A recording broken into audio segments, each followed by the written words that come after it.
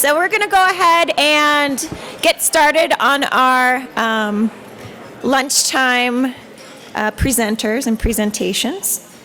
So while you are enjoying your lunch, we're going to have some really great speakers up here. First, I would like to introduce one of our partners. Frances Rourke is the event committee chair for a women's transportation seminar. And just a little tidbit, WTS has been a partner of ours for all three of our civil rights transportation symposiums. And so they've stuck with us from the beginning when this was just a little event and didn't really know where it was going to go. So we're very grateful to have WTS's support again this year. And I would like to welcome Frances Rourke to the podium.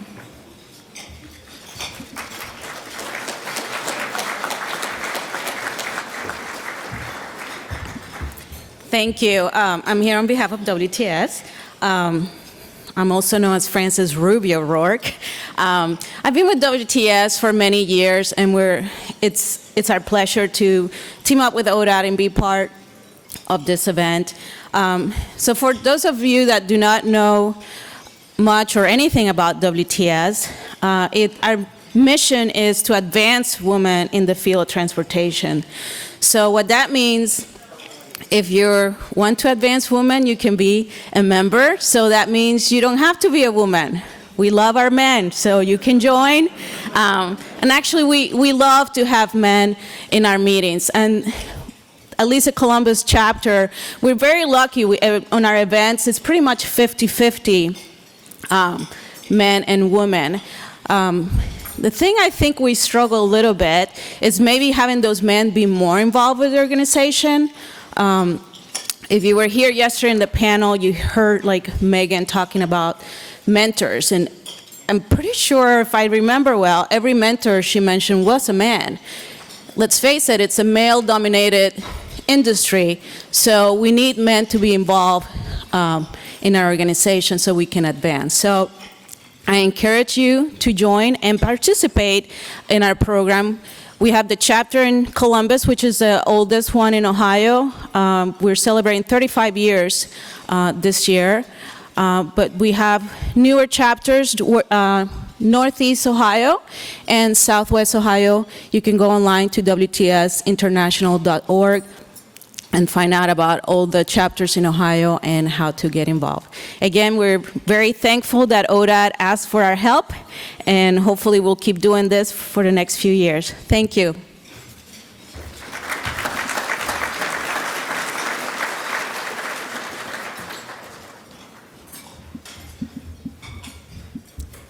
Thank you, Frances. I'm also pleased to introduce another one of our partners, Mr. Bradley Mims, who is president of Compto National, came all the way from DC to join us today. So I'd please like to welcome Mr. Mims to the podium as well.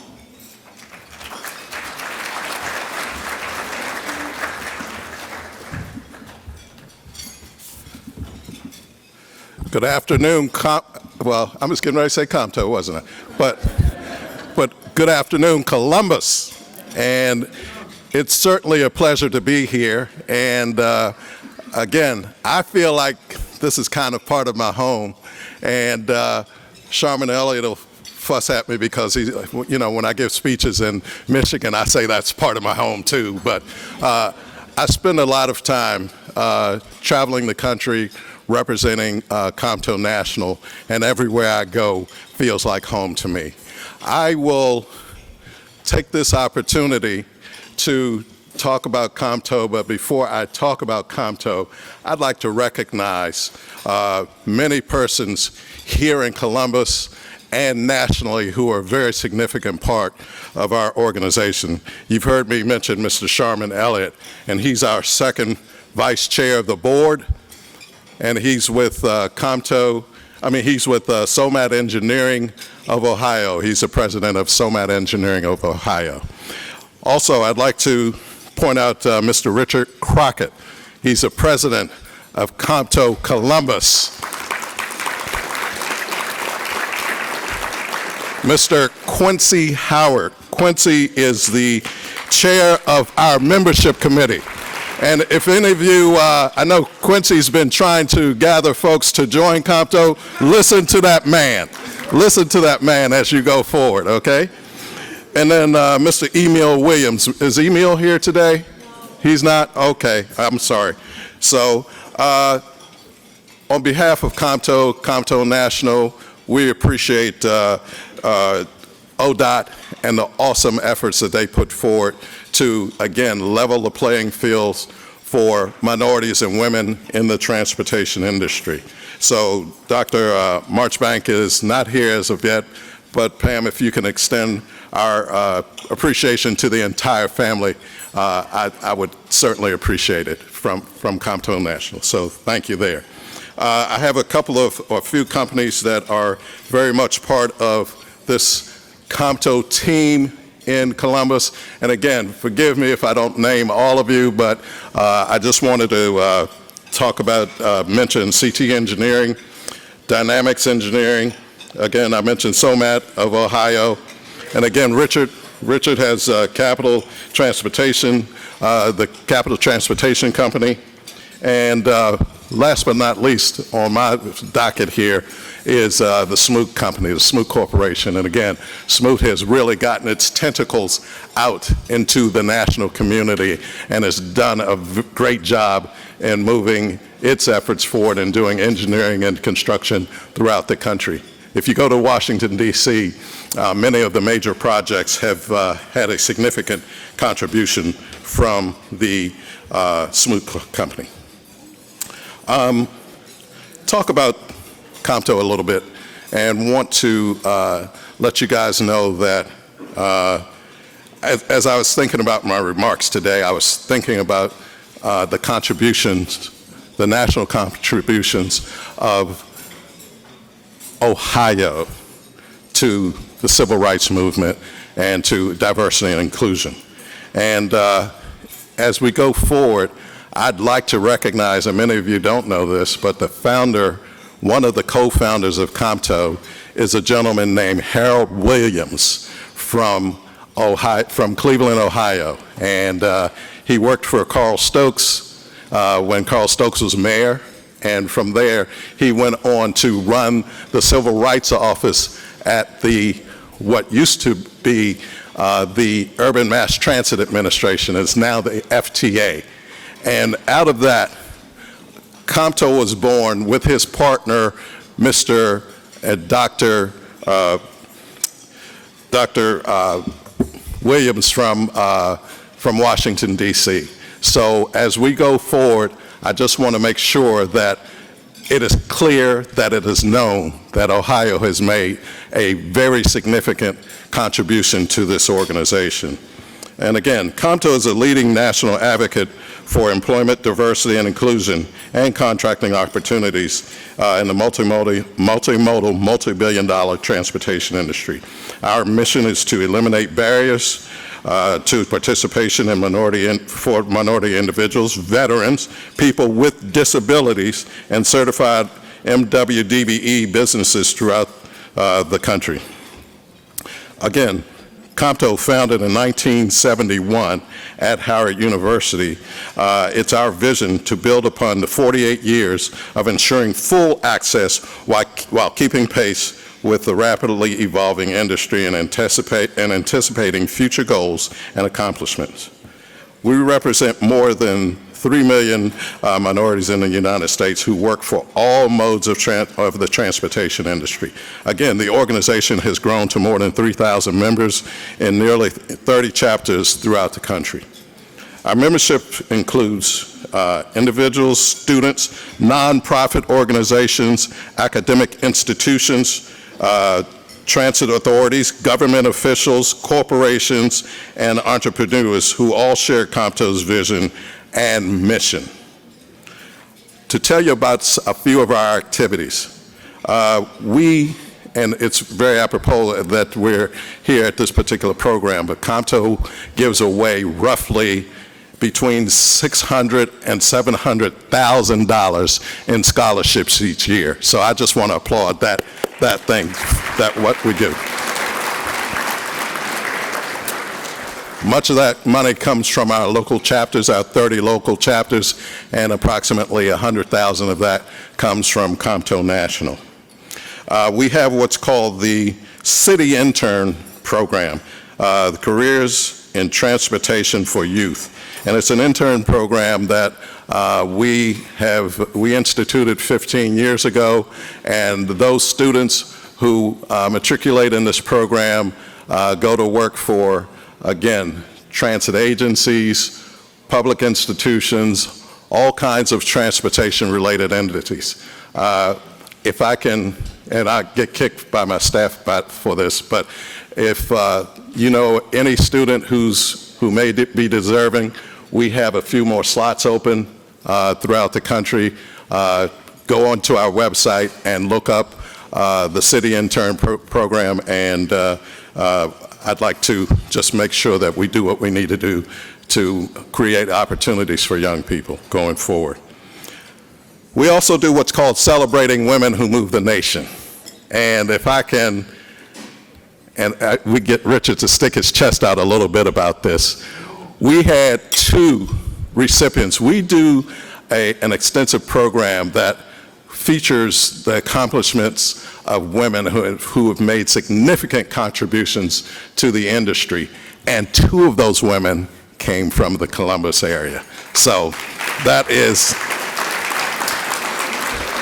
both are very well known to you. Congresswoman Joyce Beatty, who gave our keynote address, and it was something else. I'll tell you, we're still hearing about that address. And then we honored Trudy Bartley from Ohio State University. Lastly, if I could, we put on an annual conference, and this is our annual fundraiser each year. This year, it's going to be in Tampa, Florida, from July 12th through 16 at the Waterside Marriott. And again, we do awesome things as we want to raise the awareness of diversity and inclusion in the transportation industry. Lastly, we have a very active legislative agenda as we go forward. And again, we're an advocacy organization, and on the national level, we do a tremendous amount of advocacy. I am a lobbyist by trade, and if all of you heard the comments from Mr. Hightower this morning, you got to know where to touch and where the centers of power are throughout the country. And I, again, spent a good part of my career on Capitol Hill, a good part of my career in government as the head of government relations. I acted as a head of government relations for the Federal Aviation Administration, and then I went on to work for former Secretary of Transportation Rodney Slater as the head of Aviation and International Affairs for the U.S. Department of Transportation. Again, we have 3 chapters here in Ohio: Columbus, Cleveland, and Cincinnati. Again, the Columbus chapter was named Chapter of the Year for Comto. So that, again, is big. You've heard me mention Harold Williams being the head of the founder of Comto. But as we go forward, we would just like to thank you for inviting us. Thank you for bringing Comto into your hearts. And if we can, again, see that gentleman right there about your membership, okay? Let's enjoy your program, and thank you for having me here today.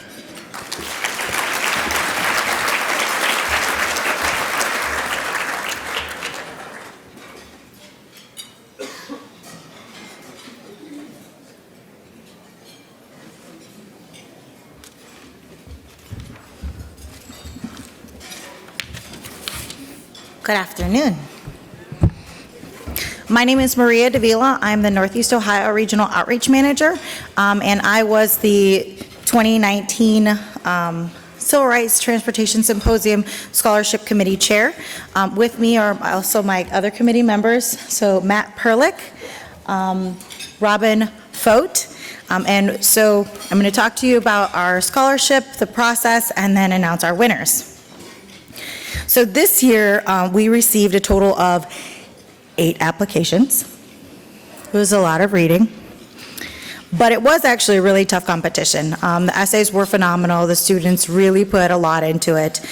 They came from the following institutions: Central State University, The Ohio State University, Columbus State College, my apologies, and just a little bit outside of Columbus, Cleveland State University. As I mentioned, the competition was very tough. The essays were very well written, very forward-thinking, but the winners are... Yes, okay, thank you.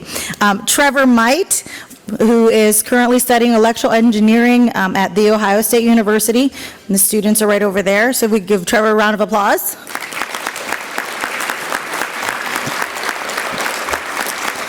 Okay. Jennifer Schlegel is studying biomedical engineering at The Ohio State University as well.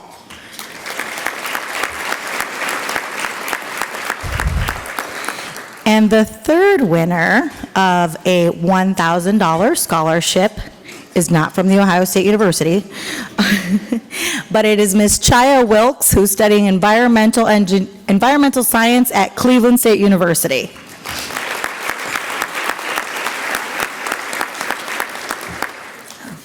And that is all that I have. So thank you so much for helping me congratulate our winners this year, and hopefully we look forward to having another scholarship for next year.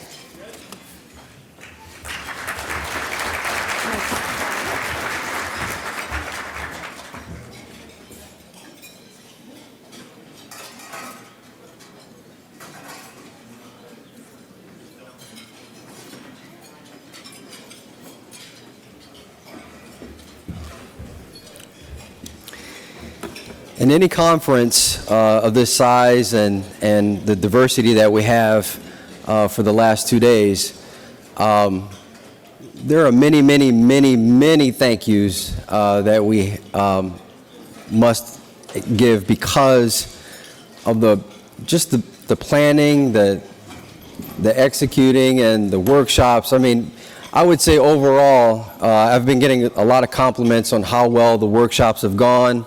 The panel discussion, and really talking about issues that would impact transportation and diversity and inclusion. Mr. Ron Todd, who is the Director of Minority Affairs, I'd like to acknowledge him. He is the Director of Minority Affairs for the Governor's Office, who's in attendance. Welcome, Mr. Todd. And also, as you know, when you come in, you scan your badge, and you pick up your lanyard, and you go to your workshop, you'll always see a smiling face at the welcome table. And at this time, I'd like to thank, and we're going to have a big round of applause for Miss Lorraine Stevens. She's in the back now.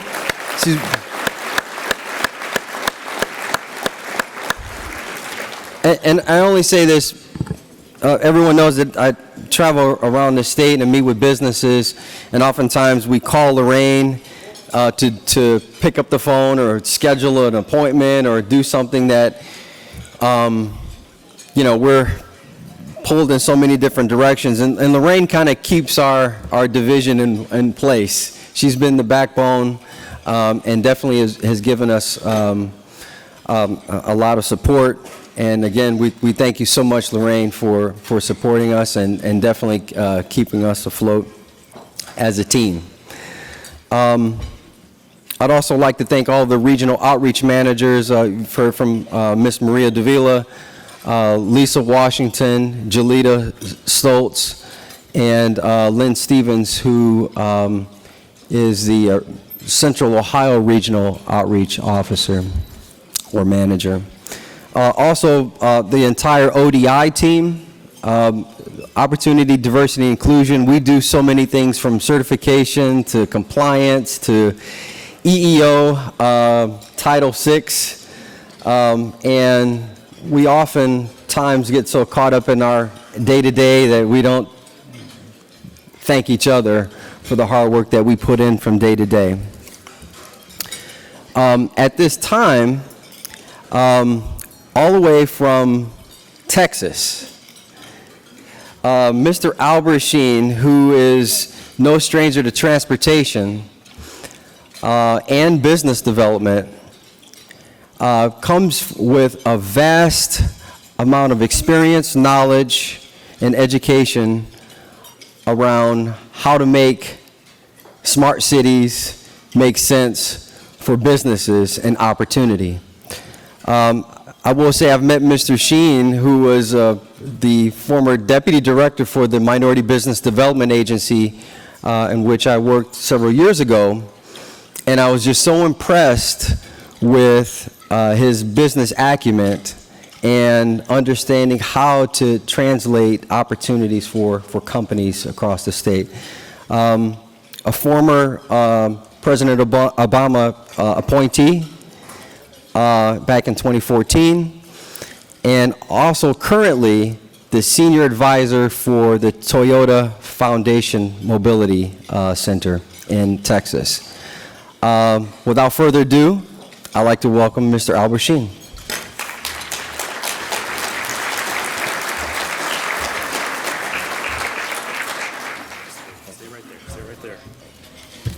Thank you again for having me, Terry. Congratulations on a great conference. Before I start any speaking engagement, I did this in the federal government, was I always want a social